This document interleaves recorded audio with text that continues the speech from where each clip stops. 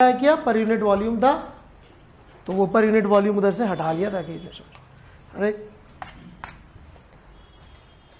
और जहां तक ये summation of u x i square है, ये आपने रेडी रखा होगा, समझ भी रखा होगा, आई होप सो, कि इसकी वैल्यू किसी भी लॉजिक से यू आई स्क्वायर से अलग होने का कोई रीजन है? z से अलग होने का कोई रीजन है? इनफैक्ट नाम ही आर्बिट्ररी रखे अपन ने एक्स वाई जेड, तो कोई रीजन ही नहीं है कि इनमें कोई अंतर हो सके।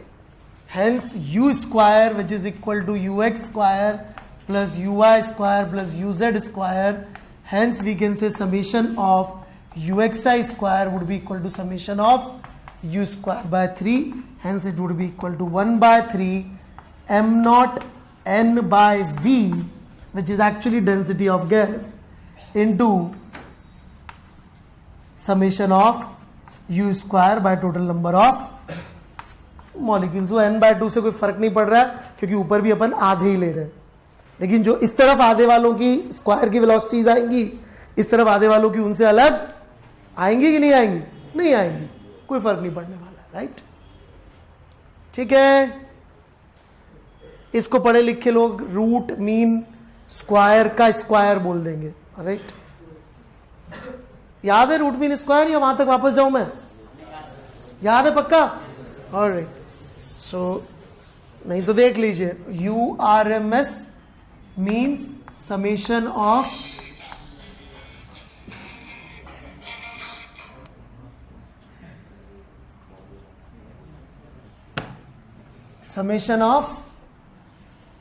यू आई स्क्वायर बटे एन का अंडर रूट।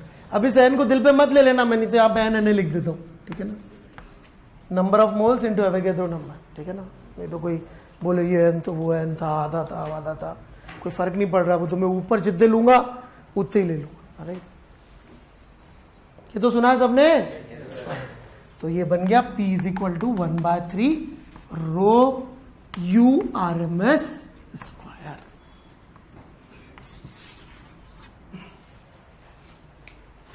मीटर पर सेकेंड वाले 10 पर यूनिट वॉल्यूम थे, तो इंटू 10 बटा वॉल्यूम कर रहा था, वॉल्यूम को बाहर ले गया पहले दो, और इंटू 10 की जगह मैंने कहा इंटू 10 नहीं करते, अपन ऐसा करते 10 बार जोड़ लेते।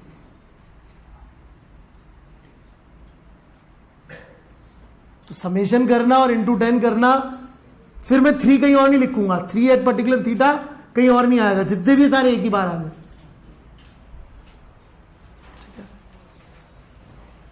थोड़ा मैथ्स उसकी तमीज से करनी पड़ती है, मुझे थोड़ा मैंने फास्ट कर दिया। ओके, लॉजिक सॉलिड है, मैथ्स थोड़ी सी दाएं बाएं हो जाती है उससे। Okay, so this is pressure. तो according to KTG what is pressure, ये जरूर हम समझ सकते हैं, राइट। और ये ईमानदारी से किसी ने ड्राइव किया था, बदतमीजी नहीं की। मैं क्या थोड़ा मैक्सवेल को लेके सेंटी हूं यार, राइट। उसके काम के साथ बदतमीजी मुझे कम बर्दाश्त होती है, जो इलेक्ट्रो पढ़े हुए उनको पता है, राइट, कि उसके काम के साथ मेरे से बिल्कुल बदतमीजी बर्दाश्त नहीं होती, तो इस वजह से मैं थोड़ा सेंटिमेंटल हूँ। तो ये भी उसी का काम है, और वो क्यूबर्ड वाला देख के लगता है पूरा ही फ्रॉड मारा है किसी ने, राइट। तो ऐसा नहीं था, Maxwell was genius, right. Newton Einstein के बीच का most intelligent scientist was Maxwell, right. Faraday भी था, ठीक है, मैथ्स नहीं आती थी उसको, मुश्किल है चेक करना। एनीवे, तो ये था P0/3। इसका मतलब प्रेशर का मतलब है क्या? जब गैस प्रेशर लगा रही होती है तो what is actually going on? What is going on is कि मॉलिक्यूल आते हैं, टक्कर मारते हैं, उस टक्कर की वजह से जो फोर्स फील होता है, that is pressure, right. Molecular collision is the reason you feel pressure of gas.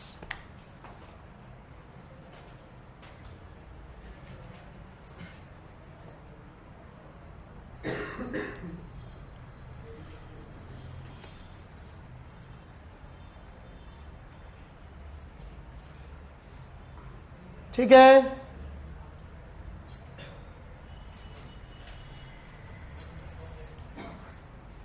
Any doubts? पक्का? प्रेशर की पिक्चर समझ में आ गई? क्या हो रहा था गैस में? रैंडमली मॉलिक्यूल्स घूम रहे हैं, और जैसे भी वॉल होगी उससे जो टक्कर होगी उसकी वजह से दीवार के परपेंडिकुलर लगा पाएंगे ना फोर्स, तो अलोंग तो लगा नहीं पाएंगे, इसलिए उसके परपेंडिकुलरली अपन प्रेशर का फोर्स बनाते हैं। फ्लूइड स्टैटिक्स में भी अपन इसलिए बनाते थे परपेंडिकुलरली। ये सिर्फ यही वैलिड नहीं होती, उधर भी चल जाती है स्टोरी, क्योंकि मॉलिक्यूल से कोई भी सरफेस लेंगे तो उसे परपेंडिकुलरली फोर्स लगा पाएंगे फ्लूइड के पार्टिकल, इससे भी सोच सकते हैं। ठीक है, वहां पे पूरी तरह से वैलिड नहीं होगी कि उनमें फोर्स बहुत स्ट्रांग होता है, राइट, सब कुछ वैलिड नहीं होगा, लेकिन इतना part first class valid. Got it? कुछ पूछना है किसी को? Any doubts? Alright, so this is the one first part of the theory जो उन्होंने दी थी। दूसरी, वो बहुत घनघोर गणित और बहुत ही अजीब अजीब से काम किए थे, तो वो हमारे बस में नहीं है, तो वो हम डायरेक्टली बोल रहे हैं। What it says is simply for each degree of freedom average energy associated is kT by 2. Average energy associated is kT by 2, where K is known as Boltzmann constant.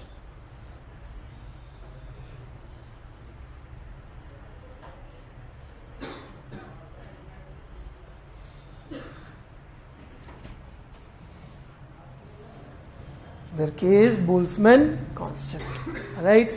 तो यहां पे दो चीजें आती है, एक तो अच्छा T इज एब्सोल्यूट टेम्परेचर, ठीक है, T इज एब्सोल्यूट टेम्परेचर।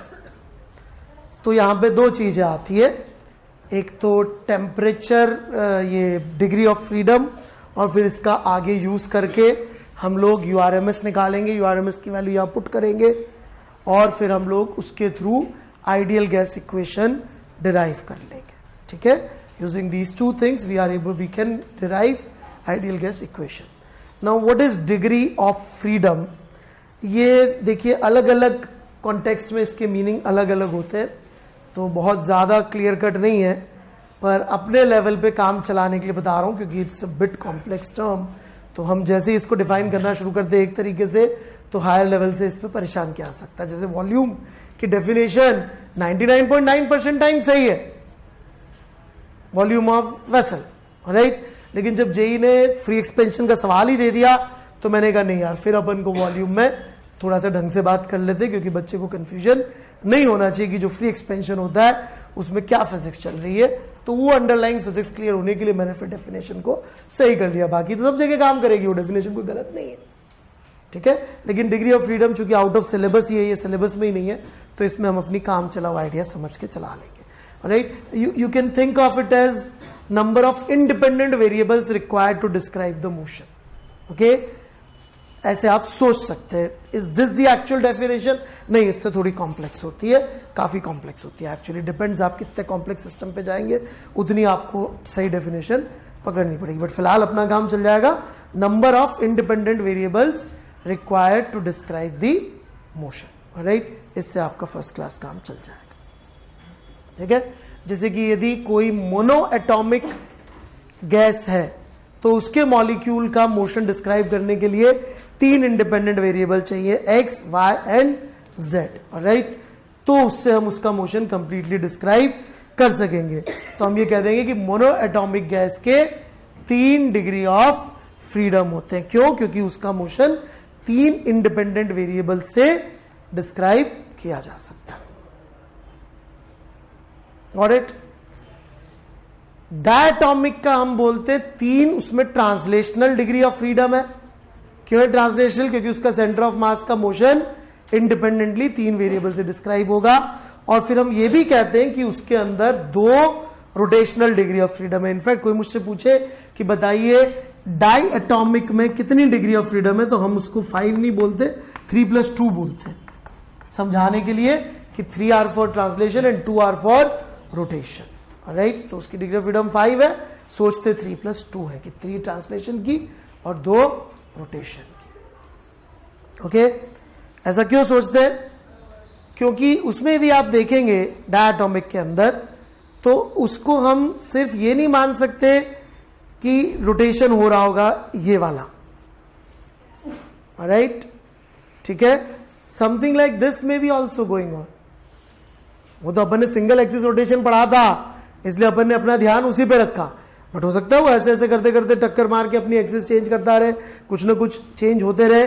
तो इसलिए हम लोग ये मान के चलते कि 2 ओमेगा वेक्टर का सम उसका ओमेगा होगा। इसलिए हम 2 डिग्री ऑफ फ्रीडम की बात करते हैं रोटेशन के अंदर, ठीक है।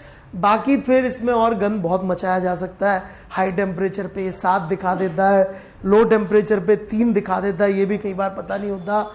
इनफैक्ट फ्रैक्शनल भी दिखा देता है, which is quite illogical from classical physics point of view कि फ्रैक्शन नंबर ऑफ वेरिएबल्स कैसे हो सकते हैं, ऑलराइट। बट वो क्वांटम मैकेनिक्स बहुत बढ़िया चीज है, उसमें सब कुछ संभव है, ऑलराइट। सही बताऊं, क्वांटम में सब कुछ संभव है, right, except universe. Quantum mechanics में ये यूनिवर्स संभव नहीं है, बाकी सब कुछ संभव है, राइट। बड़ी इंटरेस्टिंग फिजिक्स है। बढ़ू में आगे। सो ये डिग्री ऑफ फ्रीडम होती है कि भाई कितने वेरिएबल्स चाहिए, और इस पे ज्यादा सोचने की जरूरत नहीं है। जेई में साफ साफ लिखा हुआ है कि मोनोएटॉमिक एंड डायटोमिक गैसेस, तो ट्राइएटॉमिक पॉलीएटॉमिक तो नाम लेने की जरूरत नहीं, आप पढ़ सकते हैं उसके अंदर, ठीक है ना। वो कम समझ में आता है तो मैं उस पर सवाल ले लूंगा, ठीक है। नहीं तो इरोडो में बड़े प्यारे प्यारे सवाल है, कल मैं दे दूंगा।